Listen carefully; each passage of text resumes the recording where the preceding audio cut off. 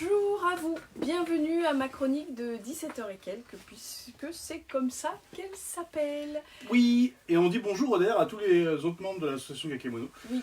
Puisqu'on a décidé en fait de faire des vidéos pour que enfin, par rapport à Kakemono, qui est Voilà, notre pour association parler. de promotion de la culture japonaise, et on fait avec Marie, qui est notre partenaire aussi du Camphrier, parce que on a des doubles casquettes, enfin on a plein de doubles casquettes. Et ben aujourd'hui Marie va nous parler. Alors, je vais vous Va vous parler parler à tous d'ailleurs. de deux livres ouais. que j'aime beaucoup, qui sont complètement barrés, qui n'ont rien à voir l'un avec l'autre, si ce n'est qu'ils sont édités par le même éditeur qui est Nobi Nobi.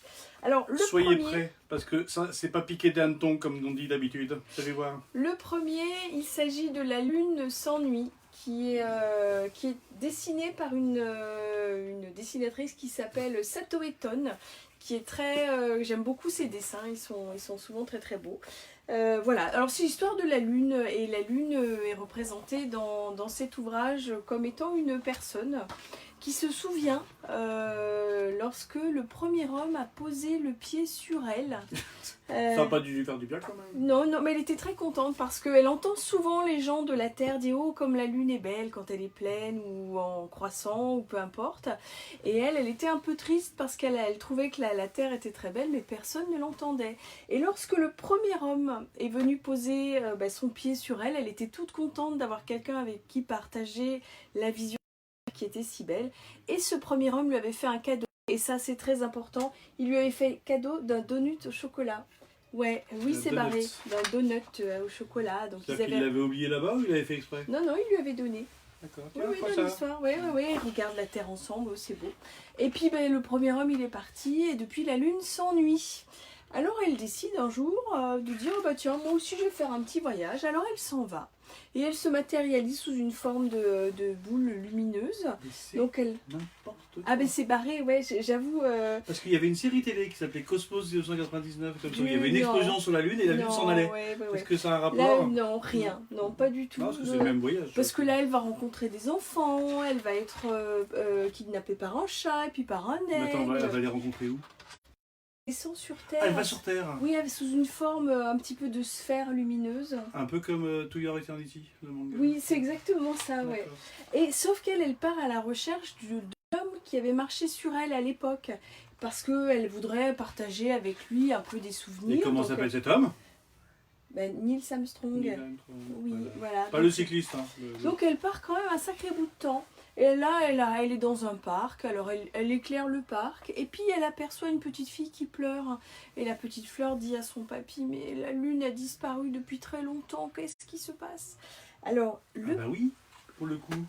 le papy qui est là lui dit, mais moi je me souviens très bien de la lune, j'ai été la visiter quand j'étais jeune, et c'est donc Neil Armstrong. Oh, c'est pas lui qui va lui offrir un donut, parce que comme ça la lune elle peut reconnaître que c'est lui. Parce que Neil Armstrong il ne mange que ça. Bah c'est un fait historique, voilà. Donc et la lune va se rapprocher de ce vieux monsieur pour lui signifier sa présence, et le vieux monsieur va répondre à la lune en lui disant que il est très heureux de la retrouver à nouveau, mais qu'il serait tellement content si elle pouvait rebriller dans le ciel. Mais tellement. Donc du coup, hop, elle se barre. Elle remonte dans le ciel. Donc en gros, Neil lui dit c'est cool, mais barre-toi. Non, du tout. Et la lune, du coup, peut entendre les cris de joie de tous les enfants de la Terre entière, puisqu'elle est partie beaucoup plus longtemps qu'on pensait. Et voilà, tout rentre dans l'ordre. Est-ce qu'elle est partie avec un petit sac de donuts au cas où? Non. Mais voilà, c'est moi j'aime l'ouvrage qui est un peu, c'est un peu du n'importe quoi. T'aimes bien pourquoi? Parce que ça parle de donuts au chocolat ou Non, c'est parce que les ou ça parle de vieux et que les vieux c'est genre mystérieux. Ça brille sur la couverture, et moi des trucs qui brillent. C'est vrai qu'ils ont fait un effort, ils ont mis du doré sur les couvertures. Et puis j'aime beaucoup cette dessinatrice. L'autre histoire n'en est pas moins barrée.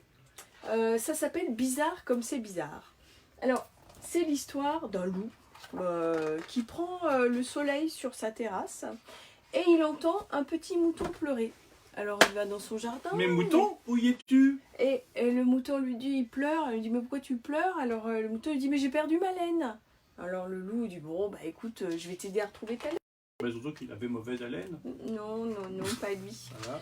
Donc déjà il se dit c'est bizarre, moi je savais pas que les moutons ils pouvaient enlever leur laine comme ça. C'est Ah si, pour faire des pulls. ouais, mais pas volontairement. Ah. Alors Moi je croyais qu'il donnait par laine.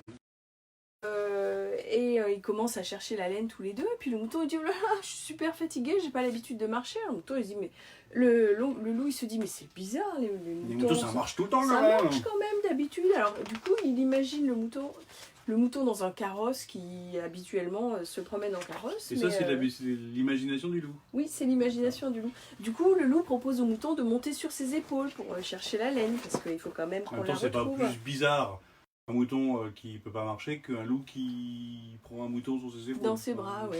C'est- Bon, alors du coup, et le loup, il se dit, mais d'habitude, les moutons, il y a toujours un troupeau.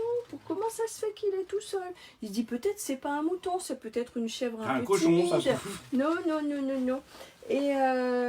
Et puis, tout le mouton dit, oh, regarde, ma laine, elle est là. Et puis, il lève les yeux, et en fait, il voit un nuage.